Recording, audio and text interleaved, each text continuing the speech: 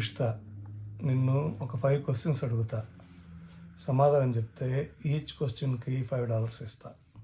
500 each క్వశ్చన్కి $5. Question. సరే okay, each క్వశ్చన్కి ఓకే. ఫైన్. అంపశయ్య మీద పడుకున్న మహాభారత యోధుడు ఎవరు? కొద్ది రోజులు అంపశయ్య మీదే ఉన్నాడు, అంటే బాణాల శయ్య మీదనే ఉన్నాడు కొద్ది రోజులు. బాణాల మీద ఆయన కింద పడిపోతుంటే పడకూడదని బాణాలతో శయ్య ఏర్పాటు చేస్తే బెడ్ లాగా దాని మీద ఉండి ఏకాదశి రోజు వెళ్ళిపోయాడు ఆయన. ఆయన పేరు ఏం పేరు చెప్పకున్నావు? భీష్ముడు. ఓకే, $5. ఓకే, రెండో క్వశ్చన్. భగవద్గీతలో అధ్యాయాలు ఎన్ని? క్వైట్. భగవద్గీతలో అధ్యాయాలు ఎన్ని? 11. $5 లెస్, 0 అయిపోయావు. హలో, నువ్వు పెనల్టీస్ చెప్పలేదు. 5+5+5 కరెక్ట్ వచ్చిందని 5 ఇస్తాను, రాంగ్ వచ్చిందానికి ఏందో చెప్పలా. సరే ఓకే, రెండో క్వశ్చన్ అయిపోయింది. మూడో క్వశ్చన్. సూర్యుడికి రథం ఉంటుంది కదా, దానికి ఎన్ని చక్రాలు ఉంటాయి? 4.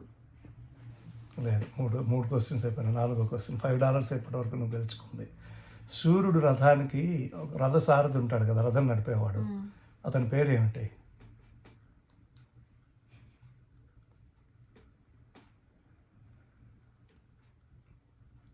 అభిలాష్. సరే, ఫైనల్ క్వశ్చన్.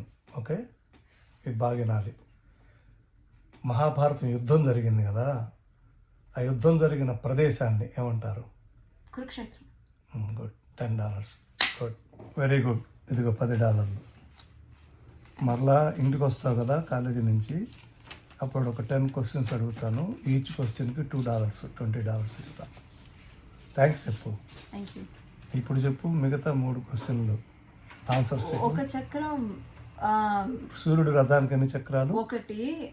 సూర్యుడు యొక్క ఒక నిమిషం, భగవద్గీతలో 18 అధ్యాయాలు. సూర్యుడు రథసారథి పేరు అనూరుడు. ఆయనకు ఉరువులు ఉండవు, అంటే తొడలు ఉండవు, అందుకని ఉరువులు అంటే తొడలు, అనూరుడు అంటే తొడలు ఉండవు అనమాట, అందుకని అనూరుడు ఆయన పేరు. Okay, bye.